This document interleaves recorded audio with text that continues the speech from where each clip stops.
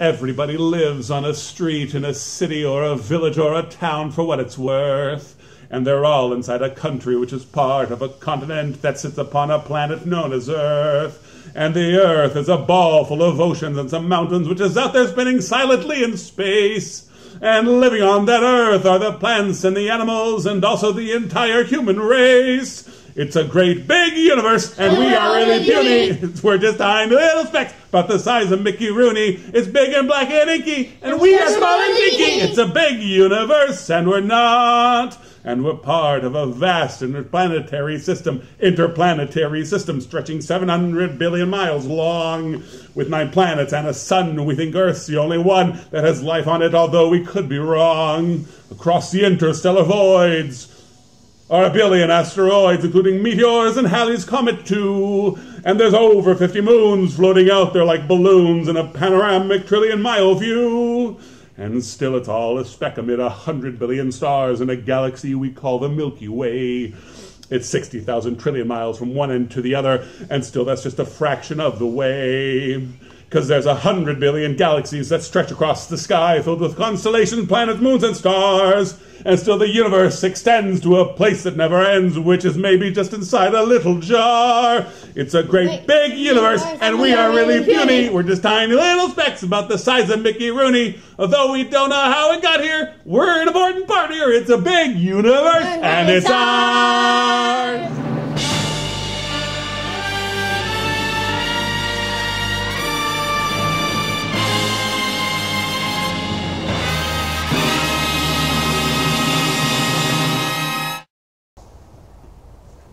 It's true.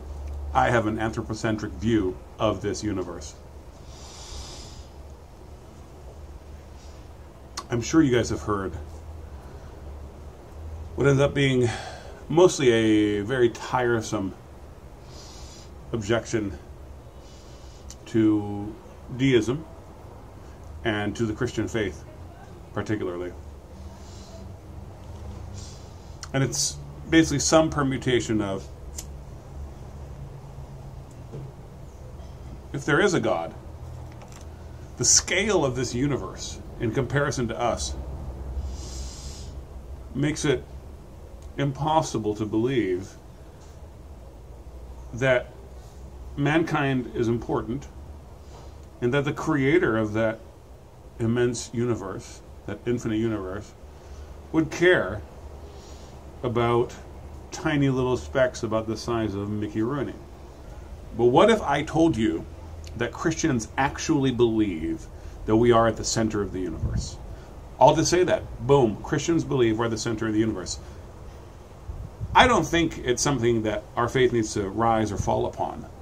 But Christians believe that man's at the center of the universe. I say that dragging in brothers and sisters who would say, whoa, not me. But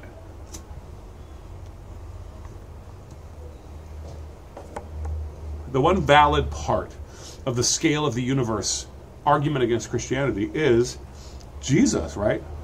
Why would the creator of the universe concern himself with man and give his life for man, become incarnate and give his life?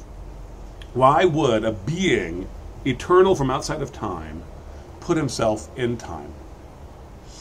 And what's more, according to Christian doctrine, put himself in time forever, right? He rose from the dead, sits at the right hand of God the Father Almighty forever. Why did he do this? We say that it's because we were made in his image. So, yes, we are saying that we matter more to the maker of the universe than anything else in the universe, which is a way of saying we are the center of the universe. Maybe not geographically, but we're the center of the universe. And here's where it gets geographic. Boys and girls,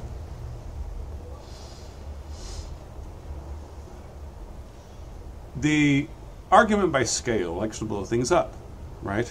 Street, city, county, country, world, solar system, galaxy, billions and billions and billions of galaxies is a great big universe, and we're all really puny.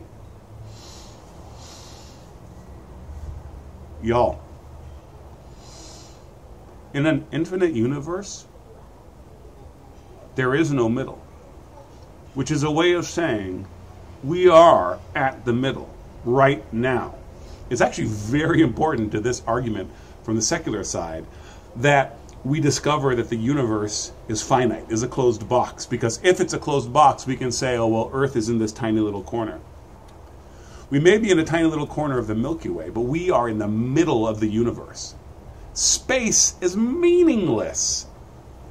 Isn't it fascinating how the Animaniacs song is not the only example of this? When we think about space and its infinitude, we are driven to push through and flip. In the Animaniacs song, it's maybe just inside a little jar, right? This idea that everything fits on the head of a pin, that everything fits, that there's a universe within a universe. The scale is so immense that we always end up flipping it. You know, like billions and billions and billions of galaxies, and those galaxies are just cells, are just atoms in another universe. And below us are more universes. That's where we end up being driven. Space, y'all, is meaningless if it's infinite. We are at the middle of the world, of the cosmos. And what makes this the middle then? That we are here and that God cares for us. We begin with the Animaniacs song. We end with a nursery rhyme. It's an old English nursery rhyme. And it goes a little something like this. This is the key to the kingdom. In that kingdom, there's a city. In that city, there's a town. In that town, there is a street. In that street, there's a lane. In that lane, there's a yard. In that yard is a house. In that house is a room. In that room is a bed. By that bed is a basket. In that basket are some flowers. Flowers in the basket. Basket by the bed. Bed in the room. Room in the house. House in the yard. Yard in the lane. Lane on the street. Street in the town. Town in the city. City in the kingdom. And this is the key to the kingdom.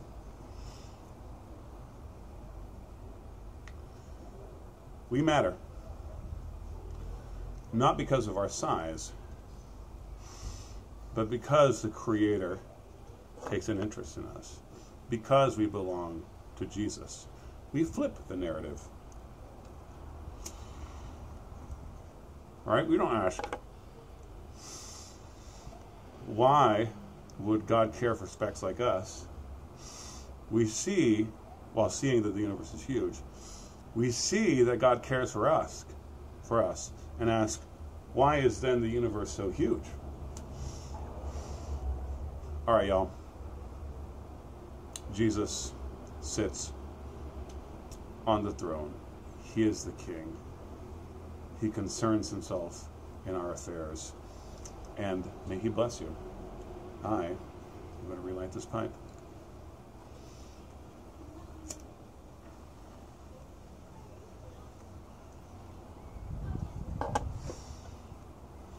Oh, my legs. Oh.